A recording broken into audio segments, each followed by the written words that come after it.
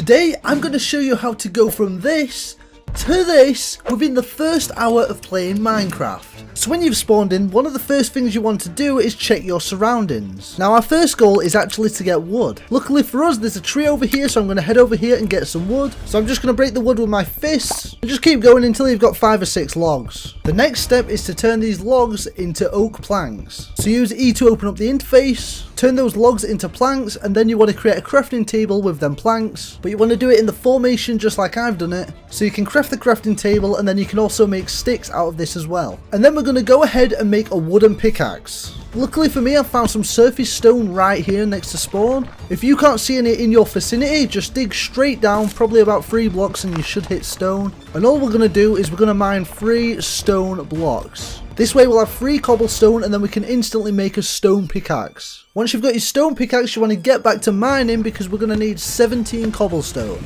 And the reason we're collecting 17 cobblestone is because this is enough for 1 furnace and all the other stone tools that we would require. So go ahead and make a furnace, make yourself an axe, make yourself a shovel, and make yourself a sword. The next thing we want to do is we want to have enough wool to make a bed, so we need to go and find some sheep. Luckily for us there's some over here, and it's good to make a bed because it's going to allow us to skip the first night. But also we can gather some meat whilst doing this. I would also recommend using your axe to kill the sheep, as if you critical hit them, you can kill them in 1 hit. Now the way to critical hit them is to jump, and then on the way down as your body is falling, hit them, and then you'll get a critical hit and you'll be able to kill them in 1 hit. Now that we've got an axe, if there's any more trees around, you can start cutting them down, just so we've got a little bit more wood. And luckily for us, in this big stone area right here, there's loads of coal hanging about. So this is going to help us out massively, as it's going to allow us to make torches later on, and also give us some fuel so we can cook our meat. So what you can do is gather a few pieces of coal, get your meat cooking, and then whilst it's cooking, instead of hanging around, you can mine the rest of the coal. So it's all about being productive and efficient. So unfortunately we still haven't got enough wool, so we're going to go and find some sheep and kill them. Luckily for us, I haven't had to go too far to find some sheep, and if there's loads of animals around, don't hesitate to kill them, as at the end of the day it's just extra food for us. Whilst running around from place to place as well, if there's any grass, you can hit the grass and collect some seeds whilst you're running. We can then use these seeds later on to grow some wheat, which is going to be another food source for us if we need it. So once again, it's all about being productive. So we can make our bed, we've got coal, we've got food. Our next step is to gather some iron. Now because of the 1.19 update, iron actually spawns either really high up or really low down. So one thing I'd recommend doing if you're trying to find iron is head up to a high place. So if there's any mountains nearby, just head up to the top of the mountains and try and find a cave at the top of the mountains, because you'll more than likely find iron there. Once again, if there's any animals on the way, feel free to kill them as you're passing.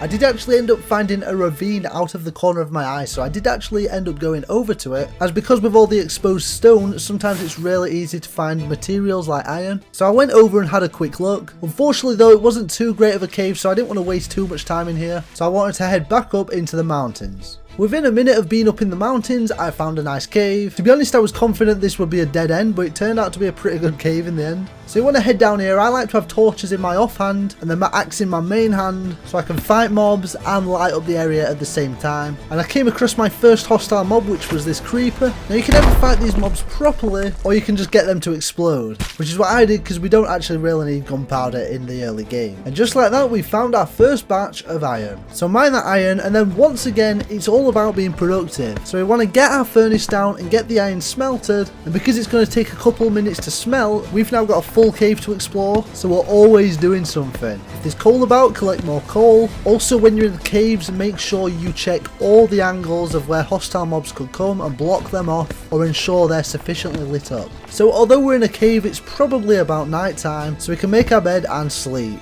And there we go, we've survived our first night, and we're well on our way to getting iron armor, all within the first 10 minutes. So just scout the cave for even more iron. Once we've got some iron smelted, probably the first thing you're going to want to do is make a shield, because I would argue a shield is more powerful than iron armor, as it literally allows us to block damage from any mob. So I like to have my weapon in my main hand and then my shield in my offhand, so I can attack and defend all in one go. We're going to need an iron pickaxe for when we find some diamonds, and of course make sure all your food's cooked, make some torches for the caves. We can go ahead and start exploring and fighting the mobs in exploring the caves. Unfortunately, this cave actually came to a dead end, but I could hear skeletons off in the distance. So you want to turn your headphones up and you want to listen and dig in the direction of the mobs, because this means there could be another cave right next to your cave, which of course means more resources for you. And our main goal right now is to get more iron for iron armor and then eventually find diamonds. And just like that, I was right, there's a cave right here with skeletons inside. So before venturing in there, make sure you collect your crafting tables and your furnaces, and then we can get to mining.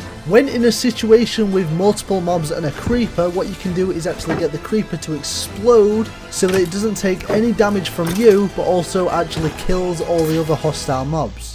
Once again, being efficient, killing 2 birds with 1 stone. I then actually came across a lush cave, which is good because these tend to open up into quite big caves. And I'd say our main goal right now is to get even further down, because all the resources we need are going to be deeper down in the caves. And just like that, the cave opened up into a huge area. It was pretty dark and filled with mobs, so I made sure to be extra careful, taking them out one by one and mining all the iron we could find. Once again, we're being efficient, we're getting our furnaces down, smelting even more iron, and also killing mobs at the same time and exploring the cave. Because I accumulated enough iron now, I can also make my first piece of iron armor. And as we collect more iron, we're just going to make more iron armor. So after we took all the resources we need out of this cave, I realised it was actually a dead end.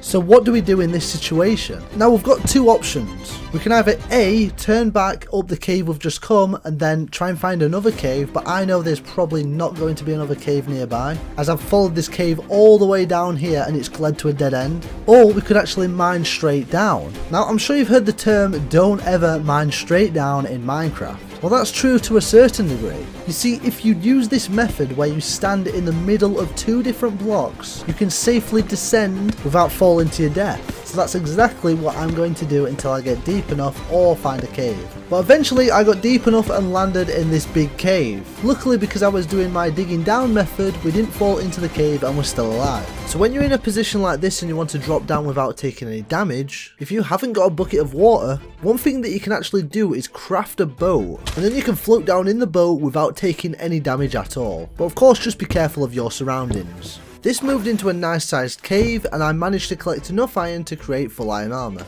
Whilst going through these caves, I fought multiple mobs, collected loads more ores, but I was really struggling on actually finding any diamonds. So I decided to go for old reliable and start strip mining. So using my usual mining down method, I went down to -57, started strip mining, and straight away I found my diamonds. Now I actually found quite a big vein of diamonds, but I only needed 5 diamonds. The reason I only collected 5 diamonds is because that's just enough for a diamond pickaxe and an enchantment table. I took a screenshot of my coordinates, as once we do get our enchanting table, I can hopefully put fortune onto my diamond pickaxe and I can potentially get more diamonds out of the ores that I've found. I also found some obsidian, so I started mining the obsidian, making sure I had some water placed down so that no obsidian I mined was destroyed by the lava. I then headed back up to the surface, where I luckily found a village quite quickly, so I decided to loot and raid it. Villages are a great place to find food, as well as the blacksmith houses being really good for loot.